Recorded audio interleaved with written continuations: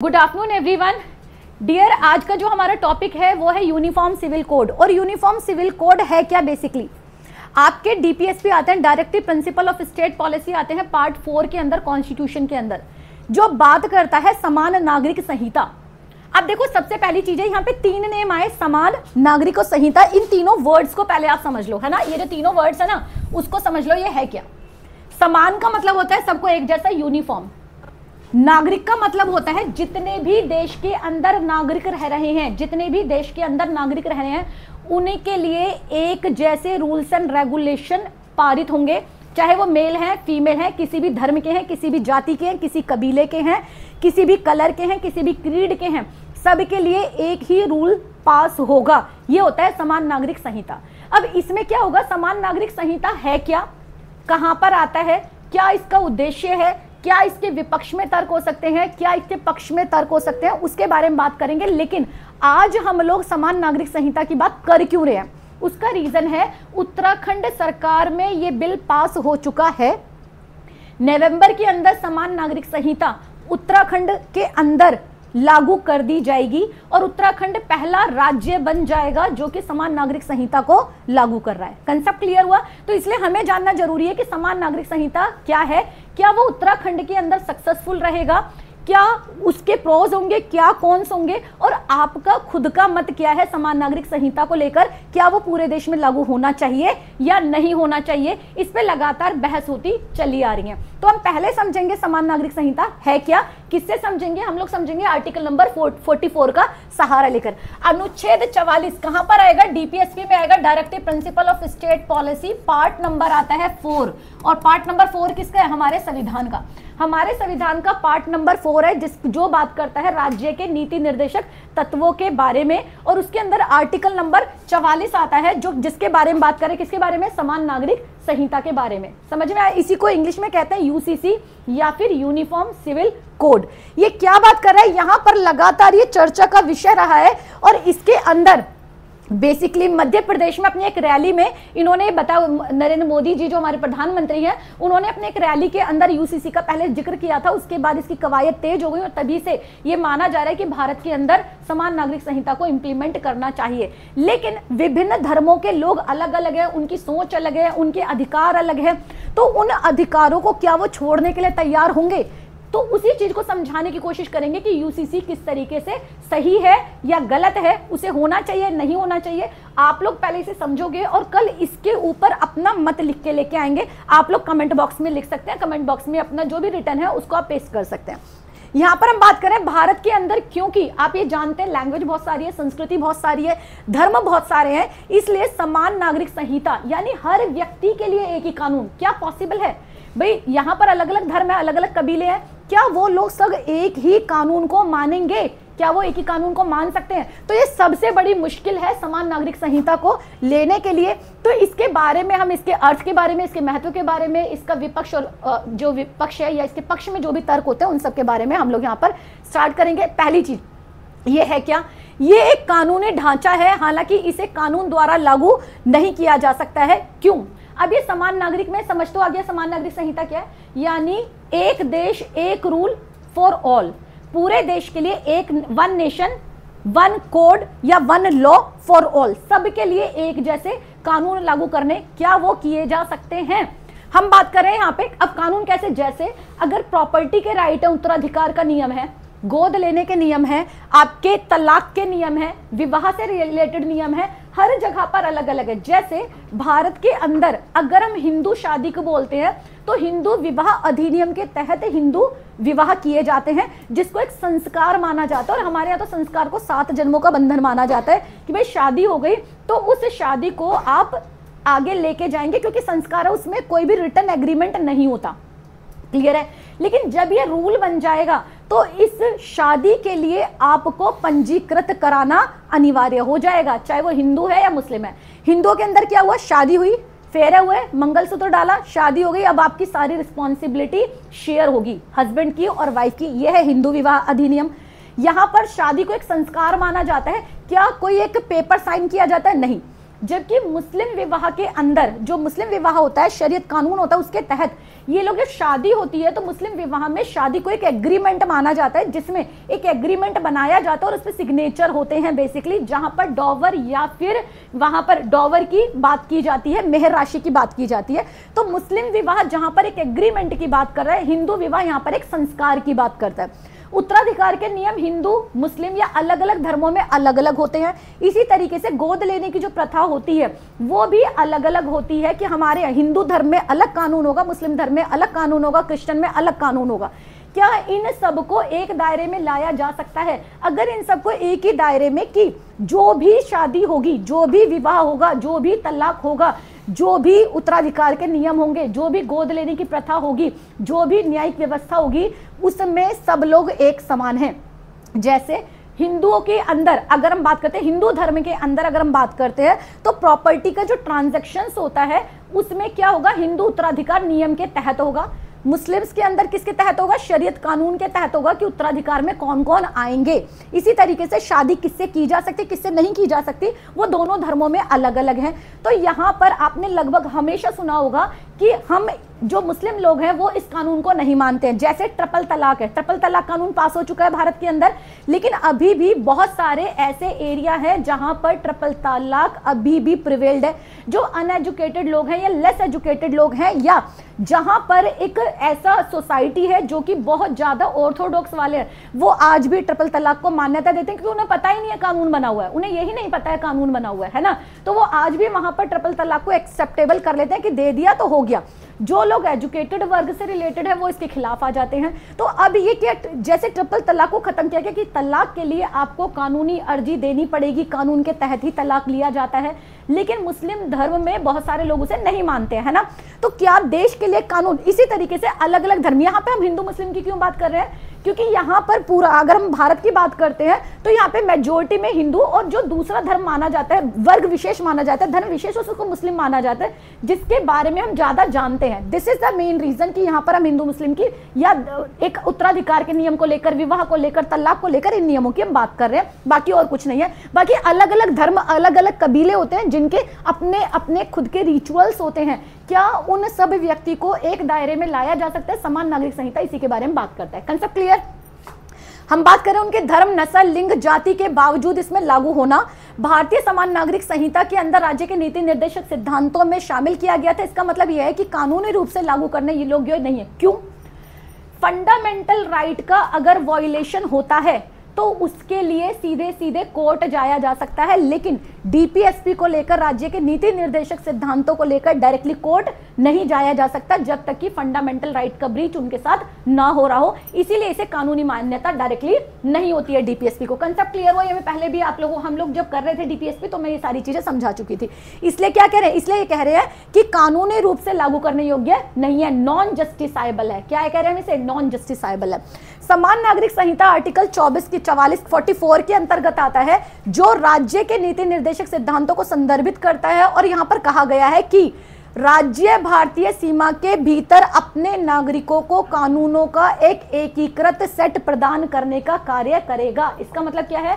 पूरे भारत के अंदर जितने भी लोग हैं उन सब पर एक जैसा कानून लागू होना चाहिए। कोई भी धर्म विशेष का, कोई भी समुदाय विशेष का, कोई भी लिंग विशेष का कानून वो आरोपित नहीं कर सकते। इसी को बोला जाता है समान नागरिक संहिता। कंसेप्ट क्लियर हुआ? आगे हम बात कर रहे हैं इसका उद्देश्य क्या है। यहां पर है, समान नागरिक संहिता प्रत्येक धार्मिक समुदायों पर लागू होने वाले रीति रिवाज, धर्म ग्रंथों के आधार पर लागू होने वाला व्यक्तिगत कानूनों को बदलने के उद्देश्य से लागू किया जाने वाला एक प्रस्ताव है। मीन्स क्या हुआ? अलग अलग धर्म के अलग अलग ट्रेडिशन है, अलग अलग नियम है, अलग अलग कानून है। वो ये कह रहे हैं ये कानून एक देश के अंदर एक समान नागरिकता देने के नियमों का अपवाद है, कि हर व्यक्ति, एक देश में एक कानून होना चाहिए ना, अलग अलग क्यों होना चाहिए? जैसे आपने देखा होगा स्कूल में बच्चे टीका लगा के आ रहे हैं, टीचर उन्हें रोक रहे, उस पर बवाल हो रहा है। बच्चियां बुर्का पहन के आ रही हैं, अगर कवर करके आ रही हैं, उस पर बवाल होता है। वो कह रहे हैं कि देश के अंदर एक ही कानून होना चाहिए जो सब जगह लागू होना चाहिए, उसमें अलग अलग कानून या अलग अलग सजा का प्रावधान नहीं होना चाहिए। क्लियर? उसके बाद कह रहे हैं कानूनों का एकीकृत सेट क्रियान्वित करने की बात की गई है यूसीसी के अंदर। कंसेप्ट समझ में आ गया? आई होप इतना क्लियर हुआ। वर्तमान में हिंदू, मुसलमान या फिर अन्य धार्मिक समुदायों के लिए अलग अलग व्यक्तिगत कानून है। व्यक्तिगत कानून क्या है? हमारा अलग है, हिंदू उत्तराधिकार अलग है, हिंदू विवाह अधिनियम अलग है, मुस्लिम के शरीयत कानून जो है वो सारे के सारे अलग हैं। समझ में आया? तो यहाँ पे अलग अलग है, तो इस वजह से वो क्या होना चाहिए, एक ही कानून सबके लिए बना होना चाहिए कि अगर कहीं पर भी कोई भी डिफरेंसेस पाए जाते हैं तो उनके लिए एक ही कानून, यानी कि कोर्ट की में जाए और कोर्ट एक ही जैसी सजा दे। वो फिर ये ना देखे कि धर्म अलग है, समुदाय अलग है या लिंग अलग है, उन पे कोई भी डिफरेंसेस नहीं होना चाहिए। कंसेप्ट क्लियर हुआ? समान नागरिक संहिता क्या है? तो are you agree with this or not? ठीक है, आगे चलते हैं। इसका महत्व क्या होगा भारत में अगर इसको लिया जाता तो सबसे पहला है हमारा आर्टिकल नंबर 14 बात करता है समानता की। यहाँ पे कह रहे हैं कि आप समुदाय के आधार पर, धर्म के आधार पर, लिंग के आधार पर, क्रीड के आधार पर आप कहीं भी उनमें डिफरेंसेस नहीं करेंगे। जैसा भारत के अंदर है, जितने भी व्यक्तिगत कानून है वो सारे के सारे हट जाएंगे, यानी कि जो एक पर्टिकुलर कानून है कि मुस्लिम लेडीज के लिए अलग है, हिंदू लेडी के लिए अलग है, वो सारे के सारे अलग हो जाएंगे और एक समान नागरिक हर धर्म, हर वर्ग, हर जाति, हर लिंग या हर नस्ल के लिए अलग अलग कानून नहीं होने चाहिए, सबके लिए समान कानून होने चाहिए, पहला। दूसरा हो जाएगा राष्ट्रीय एकीकरण का समर्थन। देखो जितने भी कानून होते हैं उनको दो हिस्सों में हम बांट देते हैं, आपराधिक कानून और सिविल कानून हो जाते हैं। इसके अंदर जितने भी कानून होंगे वो सबके लिए परस्पर एक जैसे लागू होने चाहिए। समान नागरिक संहिता से जितने भी धार्मिक समुदाय हैं उनके बीच में संतुलन आ जाएगा। भाई सीधी सी बात है, जो भी क्राइम हुआ, देखो यहाँ पर ऐसे माना जाता है, आपने देखा होगा पंचायतें होती हैं वो अलग अलग तरह का कानून बना देते हैं, या लोअर वर्ग होता है वो अपना, जो भी अपने कबीले होते हैं उनका अपना कानून हो गया। एक जगह पर चोरी करने की सजा 4 कोड़े मार दिए, एक जगह चोरी करने की सजा जो दूसरी दे दी। लेकिन कानून क्या कहता है? कानून कहता है कि चोरी करने की जो सजा होगी वो 2 वर्ष से 2 वर्ष तक की हो सकती है, अलग अलग केसेस में अलग अलग है। तो यहाँ पर ये बोला गया कि जो भी कानून आप बना रहे हैं वो सब पर एक जैसे लागू, सभी व्यक्तियों पर एक जैसे है, उनमें कोई भी भेदभाव नहीं होना चाहिए। आगे हम बात करें यहाँ पे लिंग समानता लाने के लिए मेल और फीमेल। देखो आज भी अगर आप मानते हैं तो ये केवल ऐसा नहीं, मुस्लिमों के अंदर, हिंदुओं के अंदर भी है। ऐसा माना जाता है हिंदू लोग सभी मंदिर जा सकते हैं, मुस्लिम्स में फीमेल जो है उन्हें आज तक भी मस्जिद में जाना अलाउ ही नहीं है, वो अजान नहीं कर सकती। क्यों नहीं कर सकती, है ना? तो हम इसमें अभी नहीं पढ़ेंगे, हम ये कह रहे हैं कि वहां पर उन्हें जाना अलाउ ही नहीं है। वो अपने, एक होता है कि जब भी जाया जा रहा है, हज पर आज भी जाया जाता है, तो मुस्लिम विमेन को आज भी अपने साथ एक मेल को, चाहे वो छोटा नवजात शिशु है, बिल्कुल चाहे वो 4 दिन का बच्चा है, लेकिन उसको लेके जाना पड़ेगा, मेल को लेके जाना पड़ेगा। तो दिस इज, ये क्या हुआ, ये समानता के नियम के विरुद्ध हो गया। यहाँ पर मेल को कवर करना अलाउ नहीं है, फीमेल को कवर करना अलाउ है। ये तो होगी मुस्लिम की बात। हिंदुओं की बात अगर आप देखो तो आपने केरल के अंदर शबरीमाला टेम्पल है, जहां पर 10 साल से लेके और 60 साल तक की जो विमेन होती है उनको मंदिर में ले जाना अलाउ, मंदिर में जाना ही अलाउ नहीं है। बहुत सारे ऐसे मंदिर है जहां पर लोअर क्लास का जाना अलाउ ही नहीं है। तो जो मेल और फीमेल का डिफरेंसेस है, ऐसी अगर आप बात करते हैं, इक्वल पे की बात करते हैं, तो कंपनी एक्ट के अंदर अब विमेन को एम्पावरमेंट दी हुई है। लेकिन क्या इंडस्ट्री के अंदर आज भी या कहीं भी जहां पे भी मेल और फीमेल काम करते हैं, क्या उनकी सैलरी बराबर है? क्या उनको दिया जाता है, बराबरी दी जाती है? तो ये उसी बराबरी की बात करता है। यूनिफॉर्म सिविल कोड केवल धर्म के आधार पर बात नहीं करता, वो ये कहता है gender equality is as important as equality on the religious basis. Concept clear हुआ? तो ये जेंडर इक्वालिटी की बात कर रहा है। ये कह रहा है कि जो पढ़ा लिखा तबका, suppose today I am teaching you, है ना, मैं तुम्हें पढ़ा रही हूँ, लेकिन अगर आप गांव देहात में जाके देखोगे तो आज की डेट में भी लड़कियों को घर से भी बाहर नहीं निकलने दिया जाता है। तो ये उस जेंडर इक्वालिटी की बात करता है यहाँ पर, कि यहाँ पर भेदभाव नहीं किया जाना। उसके बाद व्यक्तिगत कानून हम कर चुके हैं। अलग अलग धर्म के अलग अलग कानून होते हैं जिसके अंदर बहुत सारी खामियां होती हैं, जिसकी वजह से अलग अलग तबके को सफर करना पड़ता है। तो ये सफर ना करना पड़े उसके लिए क्या किया जाना चाहिए? एक ही कानून देश के अंदर बने जाने चाहिए, सारे भारतीयों में लगातार समान नागरिक होने चाहिए। लेकिन अब यहां पर हो गया कि इनके विरुद्ध में क्या क्या बोला जाता है। पहला, ये कह रहे हैं अलग अलग धर्म ये कहते हैं हमारे खुद के कानून है, हम उन्हीं के हिसाब से चलेंगे। तो पहला विरुद्ध तर्क ये दिया है, यहां पर कोई भी धर्म, चाहे वो क्रिश्चियनिटी की बात है, चाहे आप बुद्धिज्म की बात करोगे, जैनिज्म की बात, जैसे जैनिज्म बहुत ज्यादा अहिंसा पे बल देता है। वो ये कहता है खेती भी करोगे ना तो वहां पर जो कीट वीट है वो सारे के सारे मर जाएंगे, जो सबसे ज्यादा हिंसक की बात करता है ना। तो इसको वो ये कह रहे हैं कि अगर आप खेती नहीं करोगे तो प्रोडक्शन कैसे करोगे, प्रोडक्शन नहीं करोगे पेट कैसे भरोगे, आपको कहीं तो मैनेज करना पड़ेगा ना। इसी तरीके से जैसे अलग अलग धर्म में, केवल हिंदू मुस्लिम के अलग अलग धर्म के अंदर, अलग अलग रिलीजन के अंदर वो व्यक्तिगत चीजों को लेकर सजा नहीं दे सकते, व्यक्तिगत चीजों को लेकर कानून नहीं बना सकते, इसके लिए समानता लानी कंपलसरी है। तो ये सबसे पहला चीज जो कह रहे हैं कि धार्मिक स्वतंत्रता के विरुद्ध है। यहाँ पर ये कह रहे हैं हम अपने धर्म का पालन करो, बिल्कुल करो। यहाँ पर यूनिफॉर्म सिविल कोड ये नहीं कह रहा है कि आप अपने धर्म को नहीं मान सकते। यूनिफॉर्म सिविल कोड का मतलब क्या होता है, कोई भी ऐसी एक्टिविटी जो गलत है उसके लिए सजा का प्रावधान होना चाहिए। कंसेप्ट क्लियर हुआ। उसके बाद आगे हम बात करते हैं धार्मिक स्वतंत्रता का अधिकार उन बुनियादी अधिकारों की बात करता है जिसका एक व्यक्ति या एक देश का नागरिक हकदार है, जिसके अंदर हम कुछ लोगों का मानना है कि समान नागरिक संहिता से लागू होने से जो धर्म की स्वतंत्रता है उसका हनन हो जाएगा। जबकि यहाँ पे बात क्या किया जा रहा है कि अगर कोई सही चीज है तो क्या सही चीज के लिए कानून बनाया जाता है? कभी भी सही चीज के लिए कानून नहीं बनता। कानून किसके लिए बनेगा कि भाई आपने किसी भी व्यक्ति के व्यक्तिगत अधिकारों का उल्लंघन किया है तो आप सजा के हकदार हैं, आपको सजा मिलेगी। तो कानून किसके लिए बनता है? गलत चीजों के लिए बनता है, कभी भी सही चीजों के लिए कानून बनाने की जरूरत ही नहीं है। समझ में आया? तो उसके बाद ये कह रहे हैं कि यहाँ पर बहुत सारे जो विचारधाराएं हैं वो विपरीत जाती हैं कि देश के अंदर एक समान कानून नहीं लागू होना है, और इसीलिए यूसीसी का जो कार्यान्वयन है या यूसीसी को लागू करना या उसके जो बिल पास होने हैं वो बामुश्किल हो जाते हैं। धर्म और संस्कृति में विविधता है हमारे यहाँ पर, इसी वजह से अलग अलग कानून है। देश की एकता अखंडता को बनाए रखने के लिए एक देश एक कानून होना चाहिए, इस पर बात करता है यूसीसी। उसके बाद यहाँ पर पक्ष और विपक्ष में, पक्ष में क्या देंगे भाई? सीधी सी बात है, यूसीसी धर्मनिरपेक्षता को बढ़ावा देता है। धर्मनिरपेक्षता क्या है? कोई भी एक धर्म टॉप पर नहीं है ना। हमारे यहाँ क्या है? We all are equal. हमारे जितने भी धर्म है वो सब समानता की बात करते हैं, तो कोई भी एक धर्म को कम नहीं आंका जा सकता है। यही है धर्मनिरपेक्षता या सेक्युलरिज्म। क्लियर है? हाँ जी, सेक्युलरिज्म है ना। सेक्युलर कंट्री बोला जाता है ना, जहां पर सारे धर्म प्रत्येक व्यक्ति के साथ समान व्यवहार किया जाए, समान नागरिक संहिता को लाया जाए। आज की डेट में भी अगर तुम जाते हो, देखो प्रीवियसली क्या किया जाता था कि जो माइनॉरिटी वाले होते हैं, जैसे हमारे यहाँ पर सपोज करो all the people are sitting on a same community, ऐसे मान के चलो एक गाँव है, वो एग्जाम्पल दे रही हूँ केवल, है ना, इसको अदरवाइज मत लेना। एक गाँव है जो कि पूरा जाटों का गाँव है, ठीक है, हिंदू गाँव है बेसिकली। अब उसके अंदर कोई भी किसी और धर्म का आ जाएगा, क्या वो इजीली एक्सेप्टेबल होता है? लोअर क्लास का आ जाएगा, क्या वो इजीली एक्सेप्टेबल होता है? नहीं होता है। उसको क्या किया जाता है? टॉर्चर किया जाता है, उसे डिस्टर्ब किया जाता है, उसे निकालने की कोशिश की जाती है। लेकिन अगर ये कानून बन जाए तो उसके पास भी उतने ही अधिकार होंगे जितने कि उन लोगों के हैं बेसिकली। तो ये यहाँ पर अधिकारों को सुरक्षित करने की बात करता है कि जो माइनॉरिटी हैं उनको सुरक्षा प्रदान किया जाए, जिससे मेजॉरिटी और माइनॉरिटी साथ में रह के काम कर सके, वो एक दूसरे का शोषण ना कर सके। Concept clear? और जो माइनॉरिटी के अंदर, क्योंकि माइनॉरिटी जहाँ पे लेस है वहां पर एजुकेशनल वीकनेस देखी जाती है, जहां एजुकेशनल वीकनेस है वहां पर अपलिफ्टमेंट ना, वहां पे विमेन का अपलिफ्टमेंट हो सकता। तो जब विमेन का अपलिफ्टमेंट नहीं होगा तो देश कभी भी तरक्की नहीं कर सकता है। तो विमेन को ये मिलना, ये अधिकार मिलना कि वो भी आर्थिक विकास में, राजनीतिक विकास में बढ़ चढ़ के बढ़ावा ले सके। मैं एक नाम नहीं लूंगी, एक सांसद है उत्तर प्रदेश की, आजकल बड़ी फेमस हो रही है, वो नाम नहीं लूंगी उनका, और वो मुस्लिम है बेसिकली, लड़की है वो बेसिकली, और काफी अच्छा बोलती है और काफी एक्टिव है मीडिया पे, सोशल मीडिया पे बहुत एक्टिव है।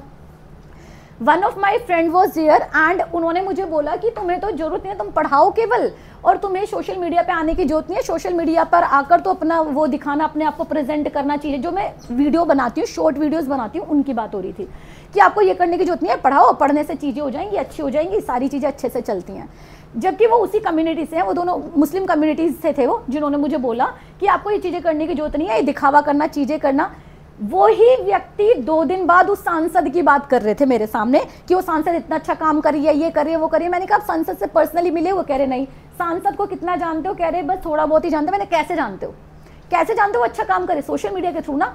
आपकी खुद की कम्युनिटी की एक लेडी है जो सोशल मीडिया पे दिन में 50 वीडियो अपलोड कर रही है, जिसकी वजह से आप उन्हें जान रहे हो, और आप मुझसे खड़े होकर ये कह रहे हो कि आपको जरूरी नहीं है कि आपको सोशल मीडिया पे जाना है, सोशल मीडिया तो सिर्फ पब्लिसिटी स्टंट है। अगर उनके बारे में आप तभी जान पाए ना क्योंकि उन्होंने अपने आप को प्रेजेंट किया। क्या वो तुम्हारी कम्युनिटी से होकर गलत हो जाएंगी? नहीं। गलत और सही केवल तब होता है कि आप अपने प्लेटफॉर्म को किस तरीके से ले रहे हो। आई एम गिविंग एजुकेशन, तो इसमें मैं कहाँ गलत हूँ? तो 2 दिन बाद मुझे उसका आंसर मिला और 2 दिन बाद मैंने उन्हें आंसर दिया। उस दिन मैं चुप रह गई, मैंने कुछ नहीं बोला, मैंने सिर्फ इतना कि हर इंसान का अपना एक मत होता है। यही है समानता। समानता लेके आनी है कि वहां पर विमेन को अपलिफ्ट करना है। We belong to a wellbeing family, लेकिन वो लड़कियां, वो सब जहां एजुकेशन की कमी है, जहां रिसोर्सेज की कमी है, जहां पर पढ़ाई की कमी है, उनको आप कैसे अपलिफ्ट करेंगे? उनको अपलिफ्ट कर सकते हैं जब उन्हें पता चल जाए कि एक देश के अंदर एक कानून है और हम कानून की शरण में जा सकते हैं अगर हमारे कानूनों का वॉयलेशन होता है तो। कंसेप्ट क्लियर हुआ? उसके बाद है सभी भारतीयों में समान नागरिक समान व्यवहार को डेवलप करना है, व्यक्तिगत कानूनों को खत्म करना है। भारत के अंदर जहां पर शादी को लेकर डिफरेंसेस होते हैं या कानूनी परिणाम होते हैं उनको अलग करना है। बेसिकली इन समानताओं को दूर किया जा सकता है किसके द्वारा? समान नागरिक संहिता के द्वारा। कंसेप्ट क्लियर हुआ बेटा? उसके अलावा लैंगिक समानता मैंने बता दिया, जेंडर इक्वालिटी की है, मेल और फीमेल की बात हम कर रहे हैं। यूसीसी के विपक्ष में जो जो कठिनाइयां थी दैट आई हैव गिवन, किसके अंदर जो दूसरे धर्म है, बहुत सारे धर्म हैं, बहुत सारी सोचें हैं, उनकी वजह से असमानता है जिसकी वजह से वो एक्सेप्ट नहीं कर पाते हैं। और ये बेहद ही संवेदनशील कानून बनने जा रहा है। संवेदनशील क्यों है? क्योंकि हमारे देश में आपने 1905 देख लिया, 1905 में बंगाल का विभाजन हुआ था, किसके आधार पर? धर्म के आधार पर। भारत के अंदर जितनी भी पावर है, जो भी भारत से बाहर के बैठे हुए लोग हैं या कुछ एक ऐसी सोच वाले जो भारत को कभी इकट्ठा होने नहीं देना चाहते, है ना? क्यों? क्योंकि भारत के अंदर रूल तभी तक, सभी को यह समझ में आता है कि भारत के अंदर रूल तभी तक किया जा सकता है जब तक इन्हें बांटा जा रहा है। अगर भारत को बांटा नहीं गया तो पूरी दुनिया के अंदर भारत एक शक्तिशाली राज्य है, शक्तिशाली देश। आप तीसरी अर्थव्यवस्था की तरफ जा रहे हो। कैसे जा रहे हो? क्योंकि भारत के अंदर डेवलपमेंट हो रहा है, लेकिन उस डेवलपमेंट को तोड़ने का तरीका भारत को डिवीजन करना ही है और भारत को केवल धर्म के आधार पर ही डिवीजन किया जा सकता है। तो इस सोच से हमें बाहर निकलना पड़ेगा कि जब ये कानून बन रहा है तो वो कानून सबके हितों के लिए बन रहा है, सबके उत्तराधिकार के नियम के, सभी के जमीन के बंटवारे के, सभी के आर्थिक निवेश के, कि जो निवेश की राशि कैसे कैसे खोलेंगे अभी हम देखेंगे। हम एक मॉडल लेंगे यहाँ पर पूरा यूनिफॉर्म सिविल कोड से रिलेटेड कि यूनिफॉर्म सिविल कोड सफलतापूर्वक कैसे कार्य कर सकता है। और उत्तराखंड सरकार ने जो भी स्टेप लिया है, उत्तराखंड सरकार ने जो यूसीसी को लागू करने का लिया है, तो उसके क्या क्या उन्होंने एक एजेंडा रखा हुआ, उद्देश्य रखा हुआ है। We are suppose to start with that. I hope तुम्हें यूनिफॉर्म सिविल कोड आर्टिकल 44 समझ में आया। अब देखेंगे कि उत्तराखंड सरकार ने इसके बारे में क्या बोला हुआ है। कंसेप्ट क्लियर बेटे? यहां तक। यहां आ जाते हैं समान नागरिक संहिता समानता को दे रहा है बढ़ावा। कौन है पिक्चर में? पुष्कर सिंह धामी है ना, उत्तराखंड से बैठी है हमारी मोहतरमा।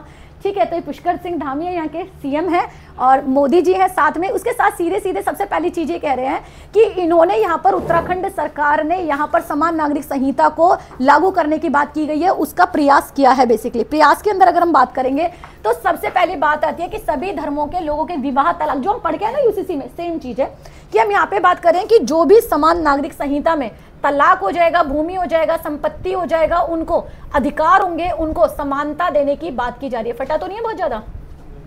दिखाई दे रहा है? तो समान उत्तराधिकारों को, है ना, लोगों को समानता देने की बात की जा रही है। यहाँ पर क्या बात की जा रही है कि सभी लोगों को विवाह के लिए, तलाक के लिए, भूमि के लिए, संपत्ति के लिए, उत्तराधिकार के लिए समानता प्रदान करने की बात की जा रही है। तो अच्छी बात है, बुरी बात है ना? शादी का नियम एक है, शादी के भैया शादी करो, रजिस्टर करा लो। यहाँ पर तलाक का क्या? तलाक अगर आप करा रहे हो तो कोर्ट से जाके तलाक लो। ये नहीं है कि आपने तलाक बोल दिया तलाक हो गया, है ना? किसी भी धर्म के अंदर है। भूमि के अंदर है, भूमि के अंदर लड़कियों का कितनी जगह होनी चाहिए, तो सबके लिए एक जैसा कर दिया कि कहीं पर लड़कियों को जगह दी जाती है, कभी कहीं पर जगह नहीं दी जाती है। तो जो उत्तराधिकार का नियम है या भूमि के बंटवारे का नियम है उनसे रिलेटेड हो गया।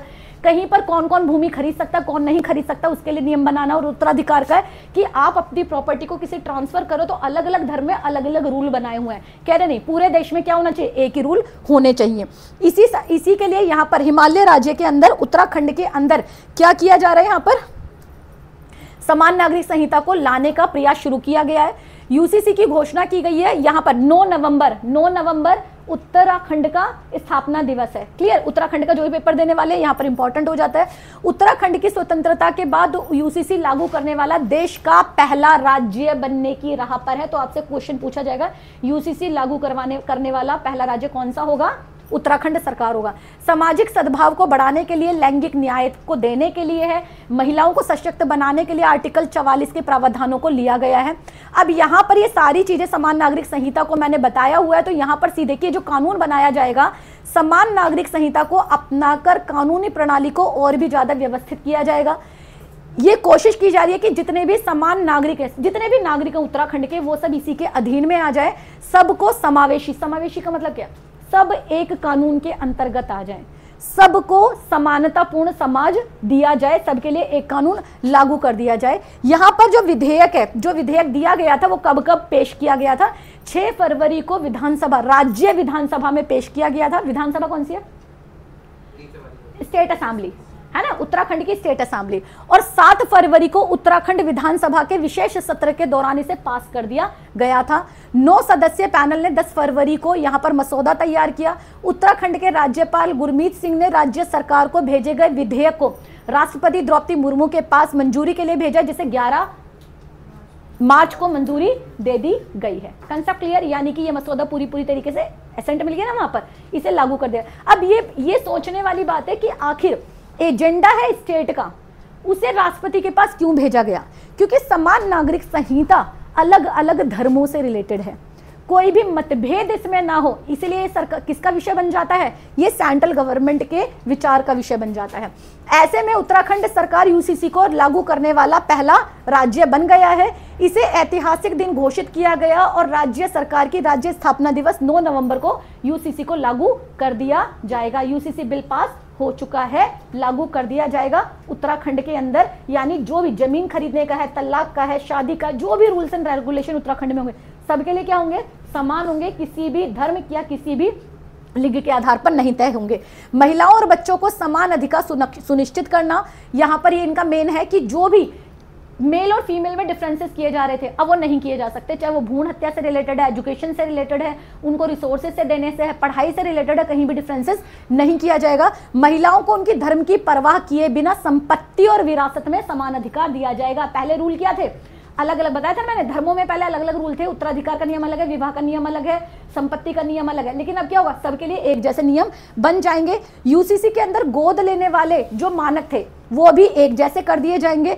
यहाँ पर जितने भी वर्तमान में जितने भी धर्म से रिलेटेड प्रथाएं हैं, उन प्रथाओं से बिल्कुल भी, ये मान्यताओं की बात नहीं करेंगे। जब समान नागरिक मिल जाएगी, समान नागरिक संहिता लागू हो जाएगा, तो जो अधिकार, अगर एक बच्चे को गोद लिया गया, हिंदू फैमिली में गोद लिया गया तो उसके अधिकार अलग होते हैं, मुस्लिम फैमिली में गोद लिया जाता है उसके अधिकार अलग होते हैं, प्रॉपर्टी में उसका कितना पार्टिसिपेट होगा या नहीं होगा, किस फैमिली से गोद लिया गया है ना। कभी अगर ये चीज़ें, तो मुस्लिम और हिंदू विवाह अधिनियम और उत्तराधिकार नियम पर मैं अलग से एक वीडियो आपके बनवा दूंगी, ठीक है? तो इसमें सारा का सारा आप समझ लोगे कि दोनों में डिफरेंसेस क्या होते हैं। क्लियर?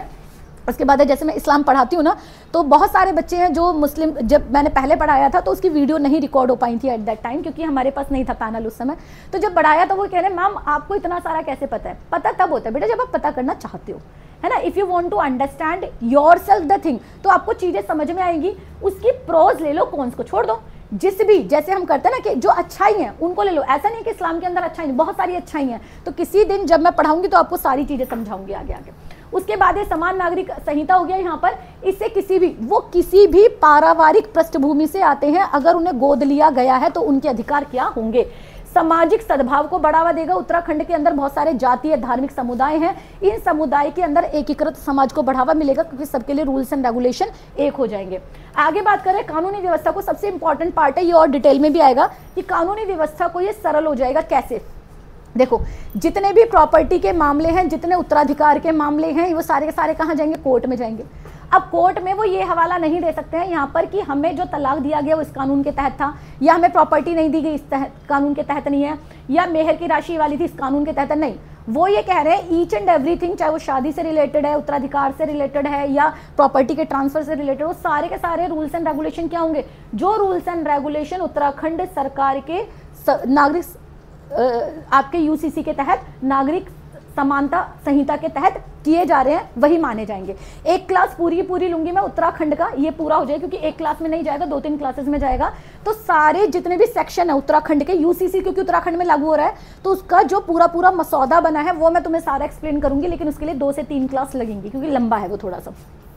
तो वही सेम चीज है जो भारत में भी लागू होना है। क्लियर?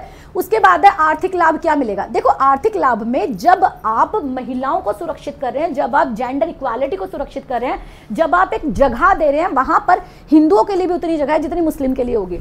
जितना काम, जितना पैसा हिंदुओं को देना है उतना ही मुस्लिम्स को भी देना है, जितना टैक्स का जो बाउंडेशन, क्योंकि तो सबके लिए इकट्ठा जैसा है, तो जो जो अधिकार आपको दिए गए हैं एक धर्म के लिए वही सारे धर्मों पर लागू हैं। तो उससे क्या होगा, एक अच्छा माहौल बनेगा और इससे बाहर से निवेश के, जो बाहर से इन्वेस्टमेंट आना है उसके लिए रास्ते खुल जाएंगे, तो आर्थिक विकास ज्यादातर सुरक्षित हो जाएगा। यहाँ पर महिलाओं को आर्थिक व्यवस्था, आर्थिक रूप से सशक्त बनाया जा सकता है। उत्तराखंड के अंदर, क्योंकि अभी तक क्या है, धर्म के आधार पर उन्हें रोक दिया जाता है ना, तो धर्म के आधार पर रोका नहीं जाएगा। उसके बाद है यूसीसी का सबसे बड़ा लाभ संपत्ति और विरासत से संबंधित वही है, उत्तराधिकार के नियम से रिलेटेड है। वर्तमान में भारत में विभिन्न धार्मिक समुदाय के अपने अपने कानून होते हैं, जिसकी वजह से जो प्रक्रिया होती है पूरी पूरी जटिल हो जाती है। 2 वीमेन आई कोर्ट के अंदर, एक वीमेन कह रही है कि संपत्ति में, मेरे पिता की संपत्ति में मेरा अधिकार है, मुझे दिलवा दो। दूसरा कह रही है मुझे संपत्ति के अधिकार से वंचित कर दिया गया। दोनों में पूछा गया, एक कह रही है मुझे तो मिला है लेकिन कम मिला है, एक कह रहा है मुझे मिला ही नहीं है। जो कम मिला है वो कह रही है कि मुझे कम दिया गया है, वो कह रही है हिंदू फैमिली के अंदर मेरा जो अधिकार था वो ज्यादा था लेकिन मुझे नहीं दिया गया। दूसरी कह रही है मुझे तो मिला ही नहीं, वो कह रही है मुस्लिम फैमिली से मुझे मिला ही नहीं। अब क्या कह रहे हैं भैया, दोनों को अधिकार होगा, दोनों आके सेम प्लेटफॉर्म पे खड़ी होंगी, दोनों को समान परसेंटेज दिया जाएगा, दोनों को समान अधिकार होगा। तो इनको लागू करने से क्या है, चाहे वो किसी भी तरीके से, एक कह रही है कि मुझे ना तलाक के बाद मुझे क्या चाहिए, मुआवजा चाहिए, मतलब एक मेरा जो गुजारा भत्ता है वो मुझे दिलवा दो। दूसरी कह रही है कि मुझे ट्रिपल तलाक देके 20 रुपए देने थे, उन्होंने 20 रुपए तब किए थे, वो 20 रुपए देके मुझे अलग निकाल दिया गया है ना। तो दिस क्रिएट, वो कह रहे हैं अब हर चीज के लिए सिर्फ एक ही कानून बनेगा, कानून के अंदर कोई भी डिफ्रेंशिएट नहीं किया जाएगा, सब लोगों पे एक जैसा लागू होगा। तो मैं मान के चलती हूँ इसका सबसे बड़ा फायदा जो मिलेगा वो मिलेगा मुस्लिम महिलाओं को, सबसे बड़ा फायदा, कि वो सशक्त हो पाएंगी, वो लड़ पाएंगी, वो कह पाएंगी, क्योंकि अगर कानून है। लेकिन कमी क्या हो जाती है, कानून होने से मैटर नहीं करता, कानून लागू करने से मैटर करता है। ये एक्ट तो आ रहे यहाँ पे, ये संविधान में कानून तो बन रहा है ये, लेकिन उस कानून के लिए क्या क्या सजाओं का प्रावधान है, क्योंकि सीधे सीधे बोल दिया ना कि जस्टिसाइबल नहीं है ना। क्या बोला इन्होंने कि भाई आप लागू करो, जस्टिसाइबल नहीं है। अगर वहां पे फंडामेंटल राइट का ब्रीच हो रहा है तो आप जाओगे, वरना आप नहीं जा सकते हो। तो यहाँ पर अभी भी लूप होल छोड़ दिया गया है और इस लूप होल को फिल करना बहुत ज्यादा जरूरी है। आगे हम बात करें, उत्तराखंड में सभी समान नियमों का पालन करेंगे। यहाँ पर निवेशकों का जो विश्वास है वो बढ़ा दिया जाएगा। घरेलू और अंतर्राष्ट्रीय स्तर पर जो हमारा इन्वेस्टमेंट है वो तेजी से बढ़ जाएगा। जो भी लैंगिक, ये मैं बता चुकी हूँ कई बार है कि मेल और फीमेल के अंदर जो भी डिफरेंसेस है उसको पाट कर विरासत में, संपत्ति में महिलाओं को अधिकार दिया जाएगा।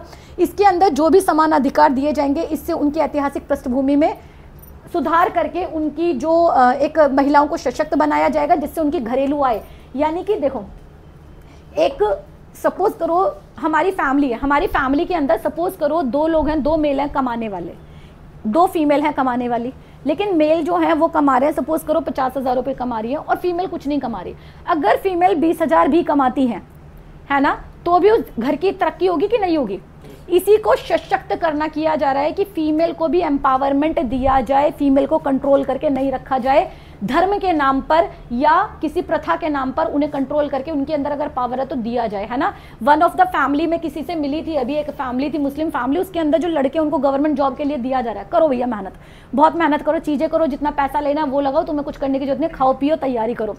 फीमेल में उनके यहाँ एक लड़की है और लड़की बहुत इंटेलिजेंट है, रियल में बहुत लड़की इंटेलिजेंट है। 12th के बाद उसकी पढ़ाई छुड़वा दी, कह रहे 12th के बाद पढ़ाई, बहुत इंटेलिजेंट है, वो कर सकती है, लेकिन छुड़वा दी। कहते हैं हमारे खानदान में कोई नहीं पढ़ती, इनकी शादी करनी, अब 4 साल बिठा के उसकी शादी करानी है। But it is not a right thing. वहां पर वो अपने अधिकारों के लिए 18 साल की हो चुकी तो वो लड़ सके। कहां से लड़ सकती है, अब वो मुस्लिम कानून के हिसाब से तो नहीं लड़ सकती, लेकिन हिंदू कानून, जो देश के अंदर समान नागरिक संहिता अगर आ जाती है तो उसके हिसाब से वो फाइट कर सकती है कि मुझे भी पढ़ना है, राइट टू एजुकेशन वो भी ले सकती है ना। तो उसी को लाने का प्रयास है। आर्थिक सशक्तिकरण समृद्धि तक है। यहाँ पर ये कह रहे हैं कि इन व्यवस्थाओं से जो उद्यमी और व्यवसायी हैं वो सबको एक प्लेटफॉर्म मिलेगा, जिसके अंदर नए नए व्यवसाय, नए नए स्टार्टअप स्टार्ट किए जा सकते हैं। आज की डेट में तुम खुद सोचो कि कितने ऐसे लोग हैं अलग अलग लेवल पे जो नए उद्यमों को, नए स्टार्टअप कर पाते हैं। क्या फीमेल हैं? फीमेल में भी कौन कौन से, आप खुद देखोगे जाके, अभी भी हिंदू फैमिली के अंदर अगर आप क्रिश्चियंस की जो वीमेन होती हैं वो ज़्यादा मेरे ख्याल से मॉडर्न होती हैं, वो स्टार्ट कर लेते हैं, उनके अंदर गट्स होते हैं, है ना। हिंदू फैमिली के अंदर आज भी नहीं है, हिंदू फैमिली के अंदर लड़कियों को कंट्रोल करके रखा जाता है, that is very true. Muslim family की लड़कियों की उससे भी बुरी हालत है। तो उनको सबको सशक्त करके उनको इकोनॉमिक प्लेटफॉर्म और सशक्त बनाना यहाँ पर इंपॉर्टेंट है, जिससे रोजगार के नए सृजन होंगे, जिससे नवाचार यानी इनोवेशन ज़्यादा से ज़्यादा बढ़ जाएगा, समाज के अंदर डेवलपमेंट होगा, विश्वास, सहयोग और समुदाय की भावना इसके अंदर आ जाएगी, व्यवसायों को गति मिलेगी और नए नए यहाँ पर जो इन्वेस्टमेंट है वो सारा का सारा बढ़ जाएगा। यहाँ पर आ जाएगा। नेक्स्ट है न्यायिक प्रणाली, जो मैंने बोला था 2 ही पेज रह गए, we are suppose to complete within a 5 minute. ठीक, उत्तराखंड की न्यायिक प्रणाली को जो फायदा है ना, उत्तराखंड की न्यायिक प्रणाली एकीकृत हो जाएगी।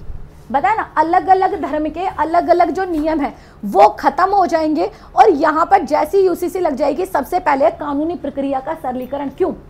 जो एक ने क्राइम करा है उसके लिए जो सजा है, दूसरे के लिए भी वही सजा है, किसी के लिए कोई अलग सजा का प्रावधान नहीं किया गया है। तो यूसीसी सबसे मेन चीज है समग्र और इंटीग्रेटेड और सुसंगत सही कानून बनाना, जिससे न्यायिक प्रक्रिया को कुशलता से कराया जा सके, कानून में सुधार लगाना, सामाजिक प्रगति लेके आना। यहाँ पर जो मैंने एग्जाम्पल दिया था ना, तो मैं एक की तलाक के लिए आई हूँ और एक मेहनताने उसके लिए है आई है केवल कि हमें पैसा गुजारा भत्ता मिलना है, तो दोनों में अलग अलग कह रहे हैं कि भैया हम जो लड़ रहे हैं वो ये है कि हम जिंदगी को बेहतर तरीके से जी सकें।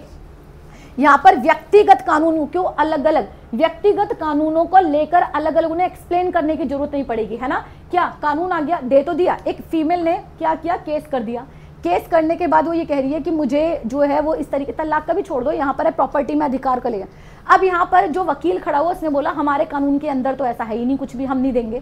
तो वहां पर वो कह रहे हैं कि अब कोई व्यक्तिगत कानून नहीं होगा, अब कानून क्या होगा, केवल वो देश का एक जो राज्य है, राज्य का एक कानून होगा और उसी कानून के तहत सभी महिलाओं को सुरक्षा दी जाएगी, सभी व्यक्तियों को सुरक्षा दी जाएगी। क्लियर जी। और जिससे समय पर क्या होगा, जब एक देश एक कानून या एक राज्य एक कानून होगा तो न्याय व्यवस्था क्या हो जाएगी, आसान हो जाएगी, इजी हो जाएगी।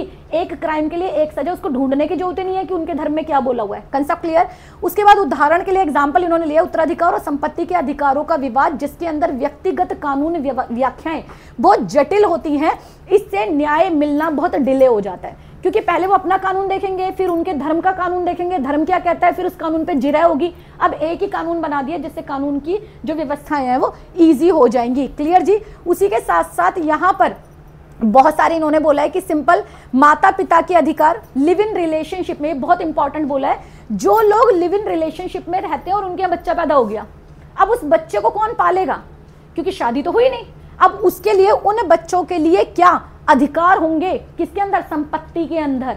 ये चीज इंपॉर्टेंट दी हुई है इसके अंदर। उसके अलावा इनके कानून दीर्घकालिक रूप से लागू होंगे। यूसीसी के अंदर चाहे लैंगिक समानता, जेंडर इक्वालिटी की बात कर रहे हैं, यहाँ पर जो भेदभाव किया जाता है उनकी बात की जा रही है, या यहाँ पर जो भारतीय संविधान के अंदर जो भी सामाजिक न्याय है उसको इंक्लूसिव किया जाए कि सब पे एक जैसा लागू किया जाए। कानूनी रूप को अगर एक तरीके से कर दिया जाएगा तो उसका फायदा क्या होगा। देखो सपोज करो एक केस आया, उस केस की 3 हियरिंग हुई और 3 हियरिंग में फैसला दे दिया और काम खत्म हो गया।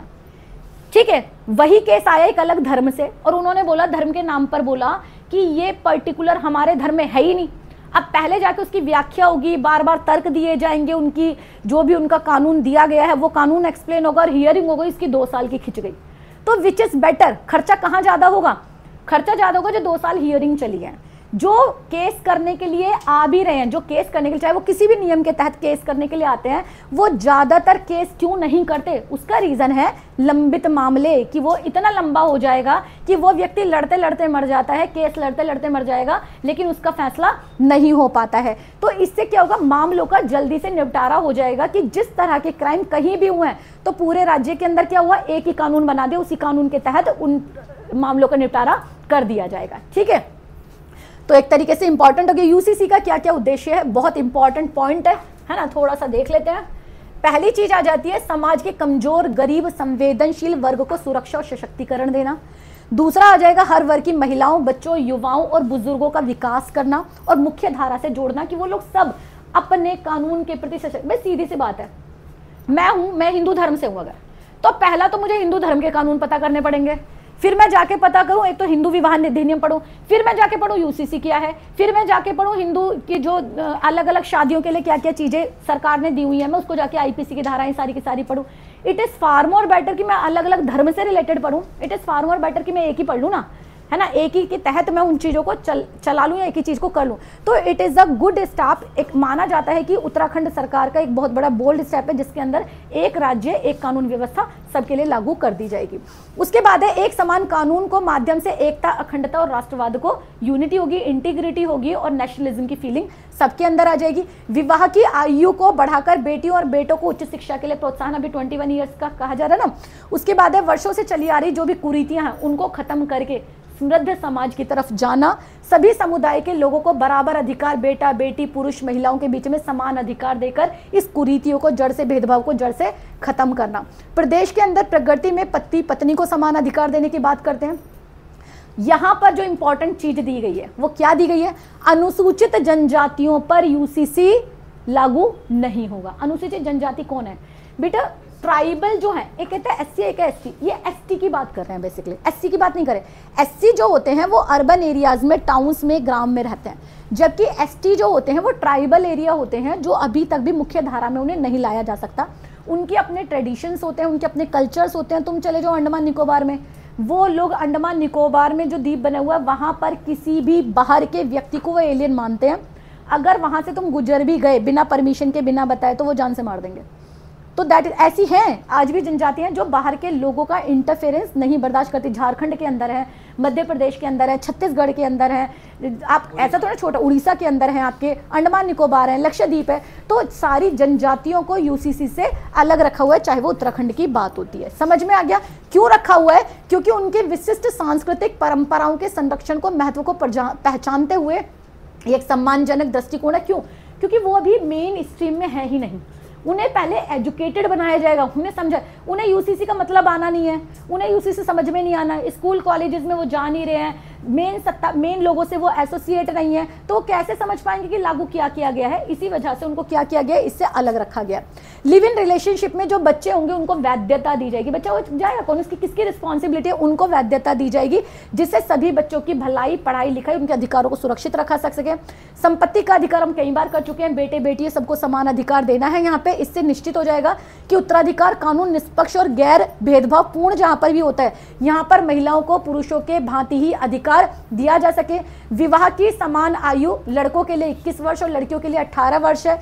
यहाँ पर इनके लिए न्यूनतम आयु को मानकीकृत करता है, अभी तक तो यही है, 21 की बात की जा रही है। लिव इन रिलेशनशिप के लिए जो भी लोग रह रहे हैं उनको पंजीकरण कराना पड़ेगा। क्यों? क्योंकि सीधी सी बात है, उनके जो बच्चे होंगे उनकी रिस्पॉन्सिबिलिटी किसके ऊपर है? क्योंकि फैशन बन चुका है आज की डेट में। तो यहाँ पर ये कह रहे हैं कि ये सुनिश्चित करता है कि उन्हें पंजीकरण कराना होगा और निश्चित करता है कि भागीदारी के पास, भागीदारी का मतलब है संपत्ति में अधिकार। तुम किसी ने अगर सपोज बच्चे पैदा कर दिए तो भैया उनका पार्ट रहेगा प्रॉपर्टी के अंदर। उसके बाद है तलाक पे समान अधिकार की बात करता है, हम डिस्कस कर चुके हैं। अनिवार्य विवाह पंजीकरण, जितनी भी शादियां होती हैं उनका पंजीकरण होना अनिवार्य है। अभी तुम्हें ना एक चीज बताती हूँ, जितनी भी हिंदू शादियां होती हैं क्या उनका पंजीकरण मंदिरों में होता है? मंदिर में तो होती नहीं होती। शादियां जहां भी, तो घर में शादी हुई पंजीकरण होगा कहीं? पहली चीज है यूसीसी ये कहता है कि आपको कानूनी रूप से पंजीकृत कराना पड़ेगा, हस्बैंड एंड वाइफ है। इसीलिए आज की डेट में लाया गया हर जगह पे, जैसे पुलिस वेरिफिकेशन ये सब होता है ना, ये क्योंकि किसी को भी, अभी तुम्हारा एक हुआ है कल का ही केस है, उत्तर प्रदेश का ही कहीं का है, मध्य प्रदेश में उत्तर प्रदेश का ही कहीं का, नाम मुझे याद नहीं है। उसमें एक लड़के ने अपने ही रिलेशन में अपनी भतीजी से शादी की आर्य समाज मंदिर में, उसका हाईकोर्ट का वर्डिक्ट आया हुआ ये। तो शादी करिए, शादी के बाद शादी हो गई है, शादी के बाद कुछ दिन बाद ये पता चला है कि वो जो चाचा, पहले तो चाचा भतीजी की शादी पॉसिबिलिटी नहीं है हिंदू धर्म के हिसाब से, है ना। और जो वो शादी हुई है बेसिकली, उस शादी में पता चला कि वो जो व्यक्ति है वो ऑलरेडी शादीशुदा है, आर्य समाज मंदिर में जाके शादी कर ली, वो शादीशुदा है, उसके 2 बच्चे हैं ऑलरेडी। तो अब यहाँ पर क्वेश्चन ये उठता है, हु इज द रिस्पॉन्सिबल?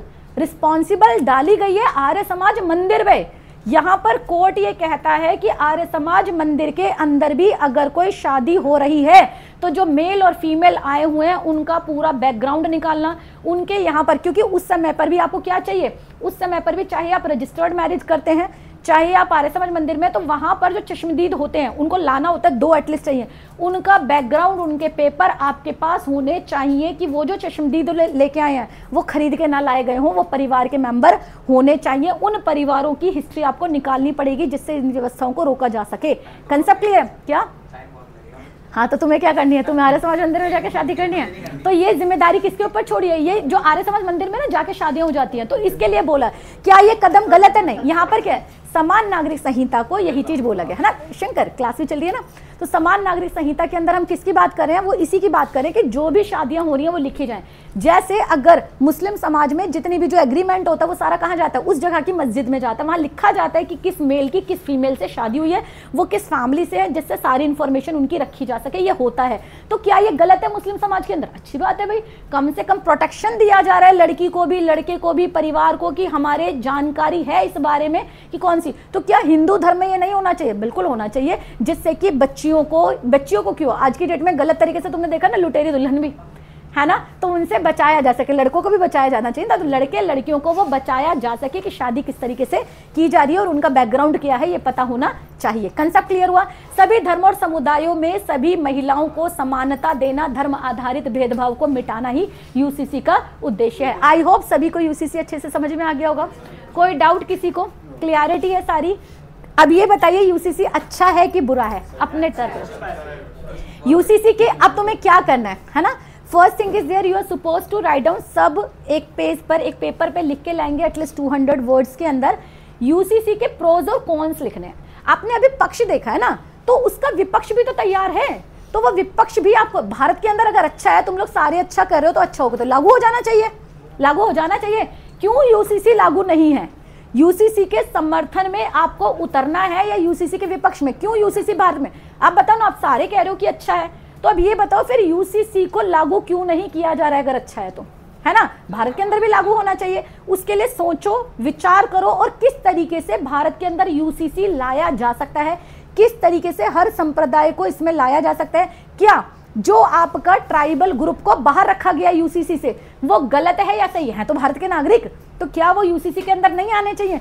क्यों यूसीसी के अंदर उन्हें नहीं लाया जा रहा है? और आप एक नई जनरेशन के अंदर बैठे हुए, किस तरीके से हर व्यक्ति को यूसीसी के अंतर्गत लाया जा सके, इसके ऊपर आप लोगों को एक प्रेजेंटेशन देनी है।